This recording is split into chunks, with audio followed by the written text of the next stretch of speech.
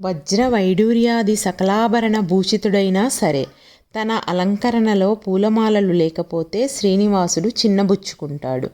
త్రేతాయుగాన దండకారణ్యంలో వింత వింత పూలు సేకరించి తెచ్చి సీతమ్మ తల్లి దండల అల్లికకు సాయం చేసినవాడు. ద్వాపరలో ఇష్టసఖి సత్యాదేవి ముచ్చట తీర్చడం కోసం పారిజాతాపహరణానికి పయనమైనవాడు. కలియుగంలో ఏడుకొండల మీద వెంకటేశ్వరుడై వెలిసి నిత్యోత్సవ బ్రహ్మోత్సవాల్లో వన్నెవన్నెల పుష్పాలతో సింగారించుకుంటున్నాడు. పూలంగి సేవలు చేయించుకుంటున్నాడు. పూల యాగాలు జరిపించుకుంటున్నాడు.